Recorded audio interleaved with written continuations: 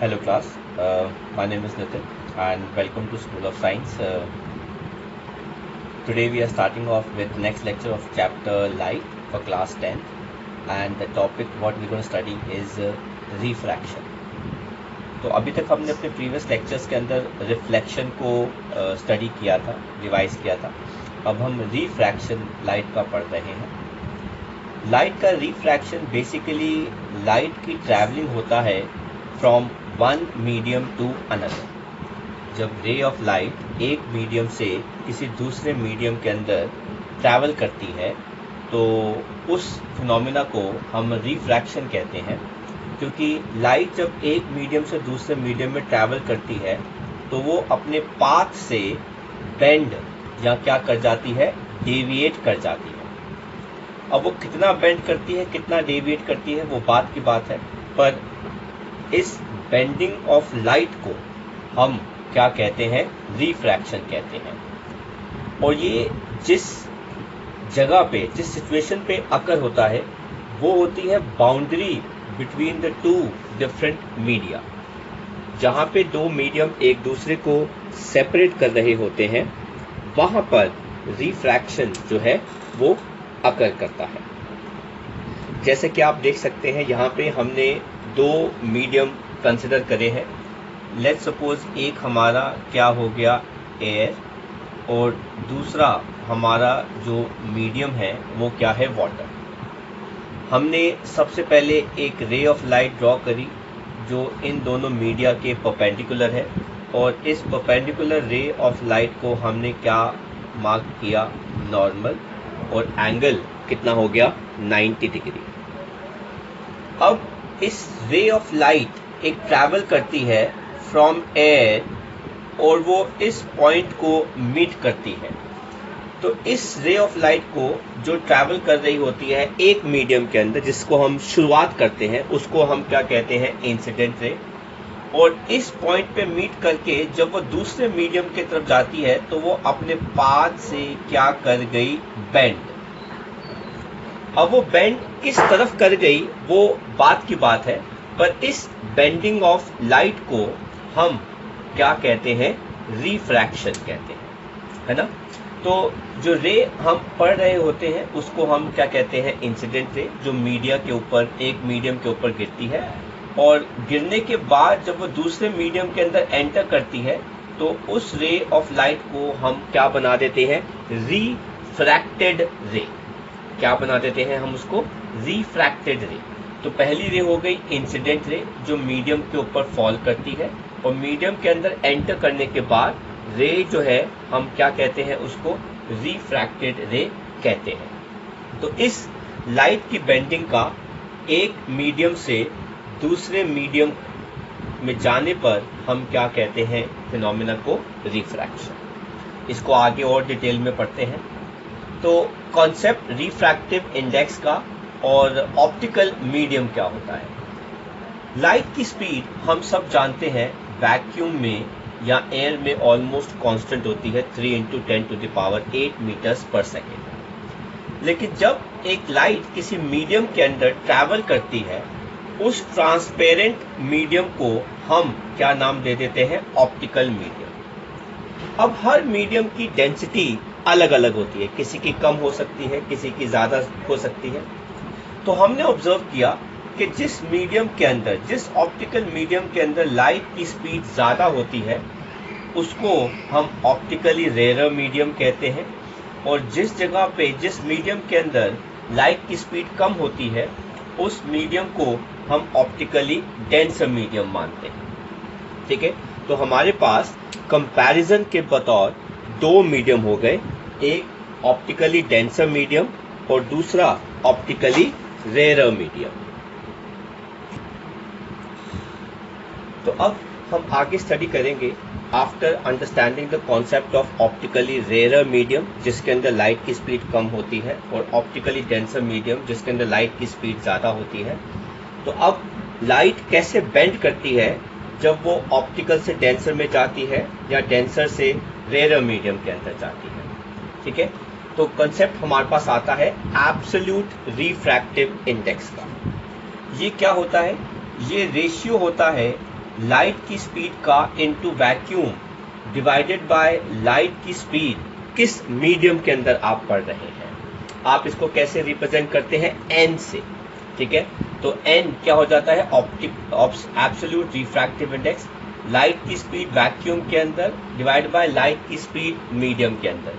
हम इसको ऐसे भी लिखते हैं, एन, एम क्या हो गया, मीडियम, ए क्या हो गया, एयर। तो रिफ्रैक्टिव इंडेक्स किसी मीडियम का विद रिस्पेक्ट टू एयर, तो उसको हम क्या कहते हैं, लाइट की स्पीड एयर के अंदर डिवाइडेड बाय लाइट की स्पीड वैक्यूम के अंदर। एयर के अंदर लाइट की स्पीड कॉमन रहती है, दैट इज 3 इंटू 10⁸ मीटर्स पर सेकेंड। तो अगर आपको ये पता है तो आप वेलोसिटी मीडियम के अंदर निकाल सकते हैं लाइट की, और अगर आपको हमने वेलोसिटी मीडियम की दे दी, ये हमारे लिए कांस्टेंट है, तो हम रिफ्रैक्टिव इंडेक्स उस मीडियम का निकाल सकते हैं।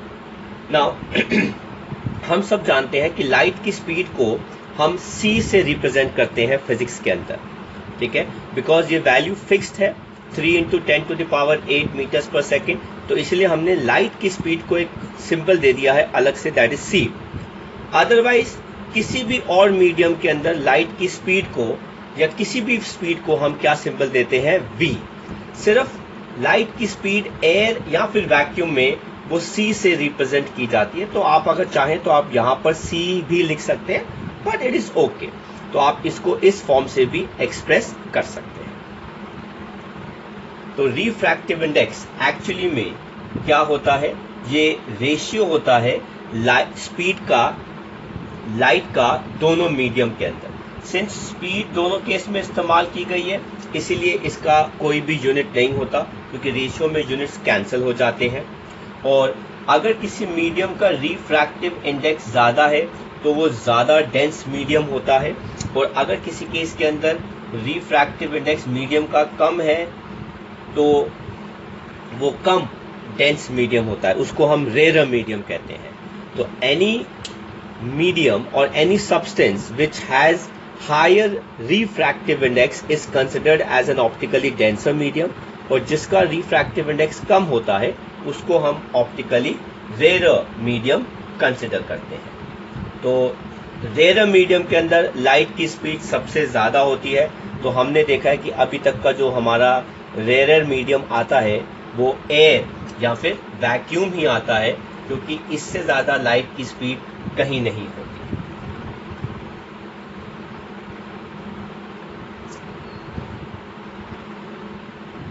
नेक्स्ट हम बात करते हैं रिफ्रैक्टिव इंडेक्स की मेन प्रॉपर्टी की, वो किस पे डिपेंड करता है। तो रिफ्रैक्टिव इंडेक्स की वैल्यू सिर्फ डिपेंड करती है नेचर ऑफ मटेरियल पे और कौन से कलर की वेवलेंथ आपने लाइट की इस्तेमाल करी है स्टडी करने के लिए। इन दो फैक्टर्स पे रिफ्रैक्टिव इंडेक्स की कैरेक्टरिस्टिक प्रॉपर्टी डिपेंड। तो अभी हमने पढ़ा एब्सोल्यूट रिफ्रैक्टिव इंडेक्स, अब हम पढ़ने जा रहे हैं next type of refractive index, जिसको हम कहते हैं relative refractive index. Absolute refractive index is refractive index किसी भी मीडियम का जहां पर रेशियो लाइट की स्पीड का एयर या वैक्यूम में डिवाइडेड बाय लाइट की स्पीड उस मीडियम के अंदर आता है। लेकिन रिलेटिव रिफ्रैक्टिव इंडेक्स हम तब निकालते हैं जब हमको दो अलग अलग मीडियास दे रखे होते हैं जिसके अंदर एयर या वैक्यूम नहीं होता। तो वो कैसे निकालते हैं, refractive index of medium 2 with respect to medium 1, और इसको हम ऐसे रिप्रेजेंट करते हैं, राइट।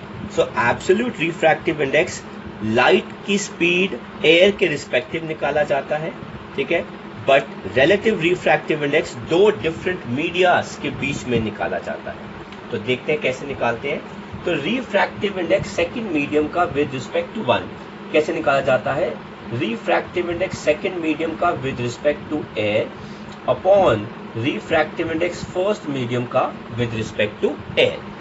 अब रिफ्रैक्टिव इंडेक्स सेकंड मीडियम का विद रिस्पेक्ट टू एयर कैसे निकालेगा, स्पीड ऑफ लाइट एयर के अंदर या वैक्यूम में divided by speed of light उस सेकंड मीडियम के अंदर। और रिफ्रैक्टिव इंडेक्स फर्स्ट मीडियम का विद रिस्पेक्ट टू एयर कैसे निकाला जाता है, लाइट की स्पीड एयर के अंदर या वैक्यूम के अंदर डिवाइडेड बाय लाइट की स्पीड फर्स्ट मीडियम के अंदर। तो इन दोनों को अगर आप बात करेंगे तो ये कैंसिल हो जाता है, तो ये करेक्शन है, ये आ जाएगा 1/v2 डिवाइडेड बाय 1/v1, जिसको अगर आप सॉल्व करोगे तो ये क्या आ जाएगा v1/v2, तो ये क्या आ जाएगा v1/v2। तो रिफ्रैक्टिव इंडेक्स सेकंड मीडियम का विद रिस्पेक्ट टू 1 क्या हो जाता है, लाइट की स्पीड फर्स्ट मीडियम के अंदर डिवाइड बाय लाइट की स्पीड सेकंड मीडियम के अंदर। ऐसे ही अगर हम रिफ्रैक्टिव इंडेक्स फर्स्ट मीडियम का निकालते हैं with respect to second medium, तो देखो रिफ्रैक्टिव इंडेक्स फर्स्ट मीडियम का with respect to second medium क्या आ जाएगा, रिफ्रैक्टिव इंडेक्स फर्स्ट मीडियम का with respect to air upon refractive index second medium का विद रिस्पेक्ट टू एयर। तो ये क्या आ जाएगा c/v1 divide by c divide by v2, तो c से c कैंसिल हो गया, तो आपके पास v2 ऊपर चला जाएगा, v1 नीचे आ जाएगा, तो आपके पास ये आ जाएगा। इसका मतलब है रिफ्रैक्टिव इंडेक्स सेकंड मीडियम का विद रिस्पेक्ट टू 1 क्या होता है, वेलोसिटी लाइट की फर्स्ट मीडियम में डिवाइडेड बाय वेलोसिटी लाइट की सेकंड मीडियम के अंदर। ऐसे ही रिफ्रैक्टिव इंडेक्स फर्स्ट मीडियम का विद रिस्पेक्ट टू सेकंड क्या हो जाता है, लाइट की वेलोसिटी सेकंड मीडियम के अंदर डिवाइडेड बाय लाइट की वेलोसिटी फर्स्ट मीडियम के अंदर।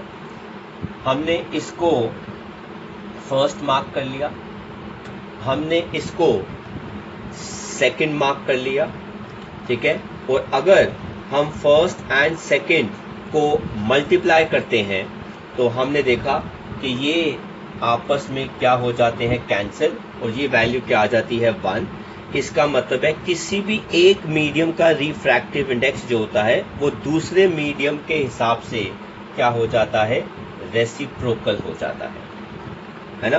तो फर्स्ट मीडियम का रिफ्रैक्टिव इंडेक्स, ठीक है ना, with respect to second medium is reciprocal of second medium का refractive index with respect to 1। आप किसी भी वेज में इसको कह सकते हैं। तो अगर आपके पास दो मीडियम्स है 1 and 2 जिसमें हम प्रेफरेंस एयर या वैक्यूम नहीं लेते, तो रिफ्रैक्टिव इंडेक्स फर्स्ट मीडियम का with respect to second is reciprocal of refractive index second medium का विद रिस्पेक्ट टू फर्स्ट। एक बार इसको दोबारा से अच्छे से सुन लेना, पढ़ लेना, ये काफी थोड़ा सा कंफ्यूजिंग टॉपिक हो जाता है, तो इसलिए आपको इसको एक बार रिवाइज करना पड़ेगा अच्छे से।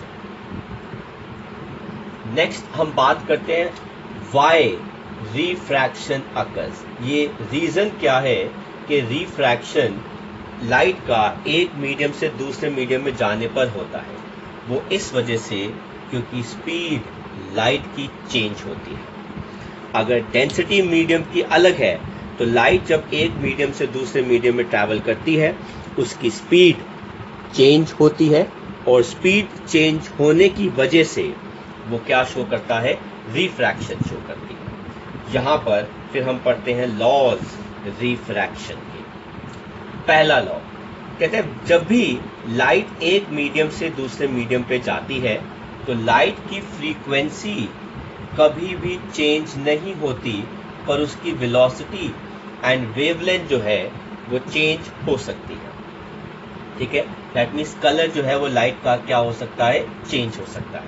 हालांकि हम इस लॉ को पढ़ते नहीं हैं, ठीक है। हमारे कोर्स के हिसाब से जो पहला लॉ आता है वो ये आता है, इंसिडेंट रे, रिफ्रैक्टेड रे और नॉर्मल, ये तीनों जो हैं at a point of interface दो मीडिया में सेम प्लेन पर लाई करते हैं। It is similar to laws of reflection, ठीक है। जैसे उस केस में इंसिडेंट रे, रिफ्लेक्टेड रे और नॉर्मल तीनों सेम पॉइंट पे लाई करते हैं, ठीक है ना। और ऐसे ही यहाँ पे रिफ्रैक्टेड रे, नॉर्मल और इंसिडेंट रे तीनों सेम पॉइंट पे लाई करते हैं at the point of incident. Next जो हमारा लॉ आता है, सेकंड लॉ टेक्निकली जिसको हम कहते हैं, उसको हम स्नेल्स लॉ के नाम से भी जानते हैं।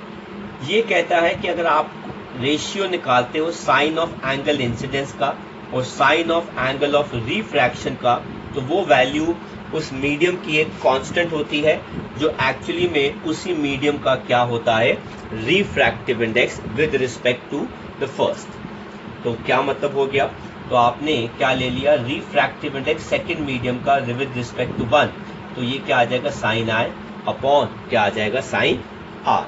अगर हम पीछे जाते हैं, इसी को देखते हैं, जब हमने रिफ्रैक्शन टॉपिक शुरू किया था तो आप वहाँ से लगा सकते हैं, ये देख सकते हैं आप, ठीक है।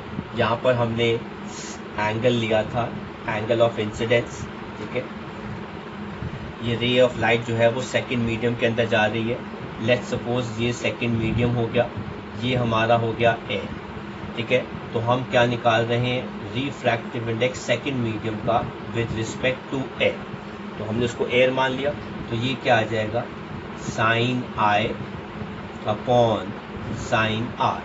तो एंगल नॉर्मल और इंसिडेंट के बीच में जो होता है उसको हम कहते हैं इंसिडेंट एंगल, और रिफ्रैक्टेड रे और नॉर्मल के बीच में जो होता है उसको हम कहते हैं रिफ्रैक्टेड एंगल या एंगल ऑफ रिफ्रैक्शन। इन दोनों के साइन की वैल्यू का अगर हम रेशियो लेते हैं तो हमारे लिए इस मीडियम का रिफ्रैक्टिव इंडेक्स आता है, जो टेक्निकली एक कांस्टेंट वैल्यू होती है। तो दिस इज स्नेल्स लॉ।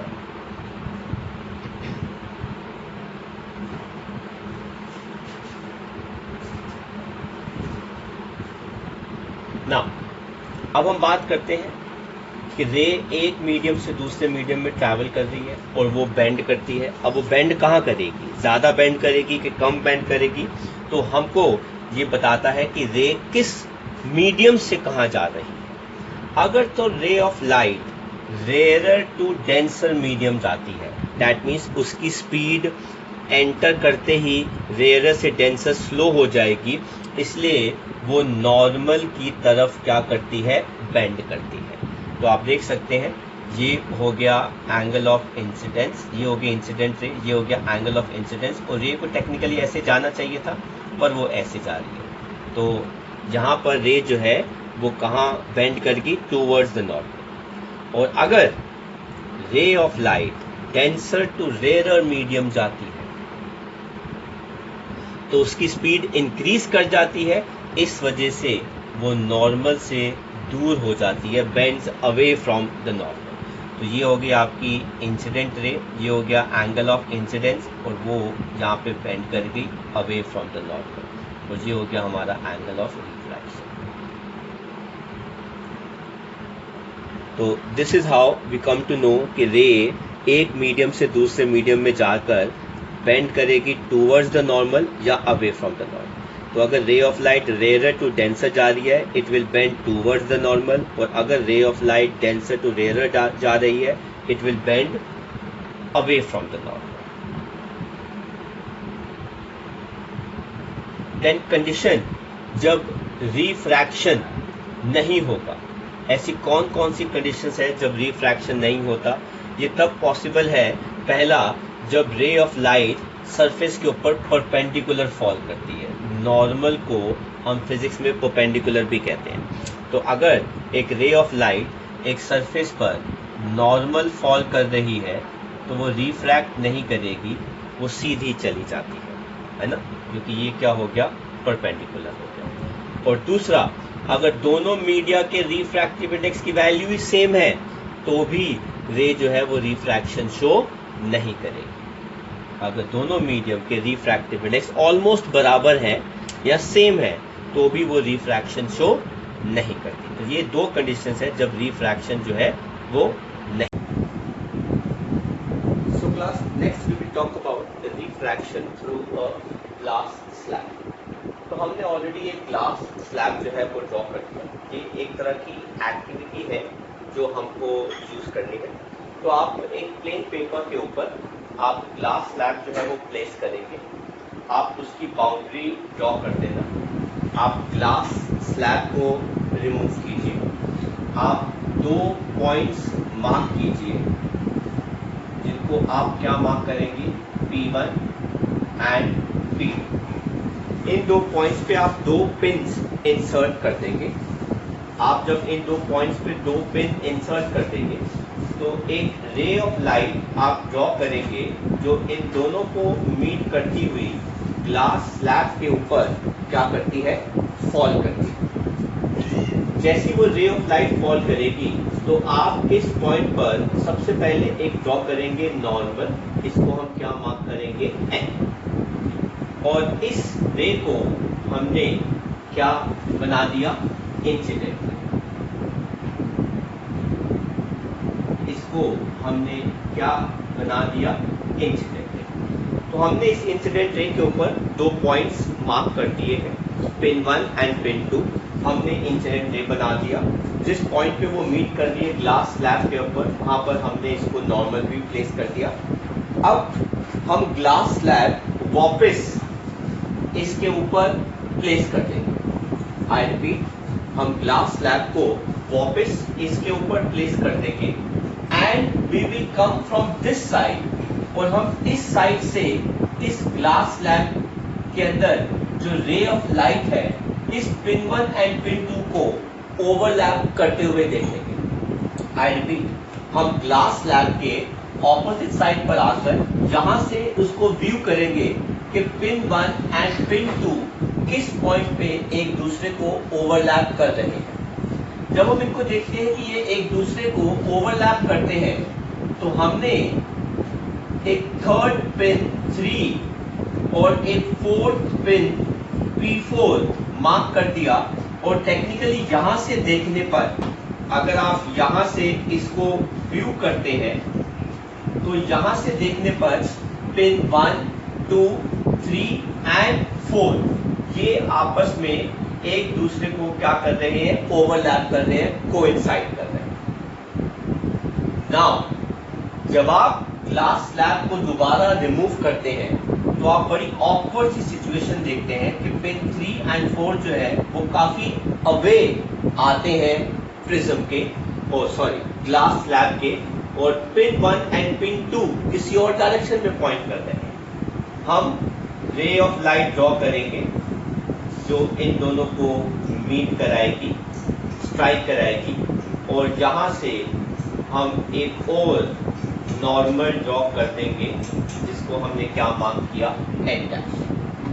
अब हम इन 2 पॉइंट्स को क्या करेंगे, कनेक्ट कर देंगे। ये वाला एंगल हमारा कंसिडर होता है एंगल ऑफ इंसिडेंस। ये वाला एंगल हमारा कंसिडर होता है angle of reflection.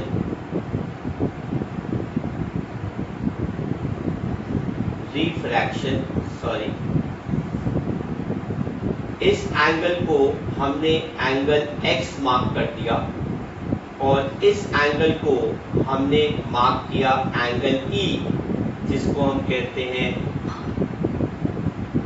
Emergent angle, and इस रे को हम कहते हैं एमर्जेंट रे। तो नाउ अब हम क्या ऑब्जर्व करते हैं, तो आप देख सकते हैं कि अगर मुझे इस ग्लास स्लैब का रिफ्रैक्टिव इंडेक्स निकालना है विद रिस्पेक्ट टू ए, तो refractive index of glass with respect to A, तो फॉर्मूला क्या आ जाता है, sine i by sine r, sine i by sine r. इसको मैंने क्या मार्क कर दिया, ठीक है ना, as r angle of reflection, and ये हमारी होती है फर्स्ट इक्वेशन। इस रे को आप क्या मार्क कर सकते हैं, रिफ्रैक्टेड रे। ऐसे ही अगर रे ऑफ लाइट ग्लास से एयर में जा रही है तो मैं रिफ्रैक्टिव इंडेक्स निकाल रहा हूं एयर का विद रिस्पेक्ट टू ग्लास। यही रे ऑफ लाइट अब ग्लास से एयर में जा रही है तो refractive index of air with respect to glass, तो ये फॉर्मूला क्या बन जाएगा, sine x upon sine e। ये क्या बन जाएगा, sine x upon sine e। इसको हमने मार्क क्या कर दिया, सेकेंड। हमने सेकेंड इक्वेशन का क्या कर दिया, रेसिप्रोकल। तो क्या बन जाएगा 1 upon this refractive index of air with respect to glass, क्या बन जाएगा sine E upon sine X. इसको आप ऐसे भी लिख सकते हैं, refractive index of glass with respect to air, क्योंकि अभी हमने थोड़ी देर पहले तो पढ़ा कि रिफ्रैक्टिव इंडेक्स फर्स्ट मीडियम का with respect to second is reciprocal of second with respect to first. तो हमारे पास ये क्या आ गया sign E upon sine X, इसको हमने मार्क कर लिया था फ्रॉम 1 एंड 3, ये और ये दोनों क्या हो गए सेम,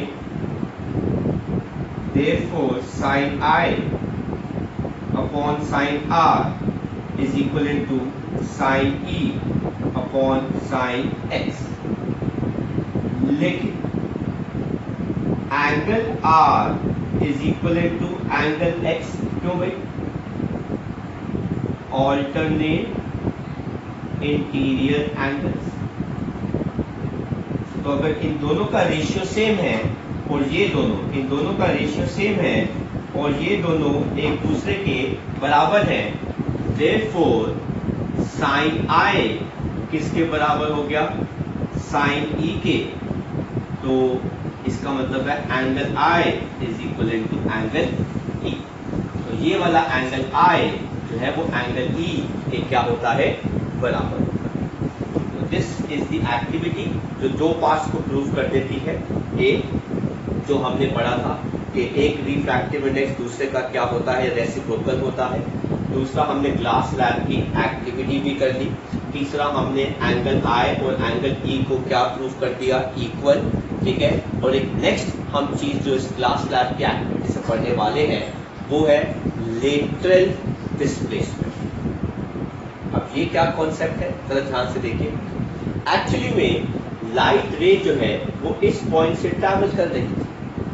अगर मैं इस लाइट रे को यहां से क्या करूं एक्सटेंड, तो डॉटेड रे से ये रे ऑफ लाइट जो है वो ऐसे मूव करती है। ये जो डिफरेंस है लाइट रे का अपने एक्चुअल पाथ से डेविएट होने का, इसको हम क्या कहते हैं लेटरल डिस्प्लेसमेंट। क्या कहते हैं इसको हम lateral displacement. It is the movement of light या shifting of light from its original path, या फिर it is the displacement of light from its original path known as lateral displacement. I hope class आपको glass slab वाली activity जो है वो समझ में आई। इसमें हमने एक्टिविटी को भी इंट्रोड्यूस कर दिया। इसके अंदर हमने एक दूसरे का रिफ्रैक्टिव इंडेक्स का, हमने उनके रेसिप्रोकल्स को भी इंट्रोड्यूस कर दिया, हमने लेटरल डिस्प्लेसमेंट भी इंट्रोड्यूस कर दिया। हमने इसके अंदर ये भी प्रूव कर दिया कि एंगल ऑफ इंसिडेंस और एंगल ऑफ इमर्जेंस जो है वो एक दूसरे के क्या होते हैं इक्वल होते हैं, राइट। तो इसके आगे का पार्ट हम अपने अगले लेक्चर के अंदर अपलोड करेंगे। Thank you very much class, thank you.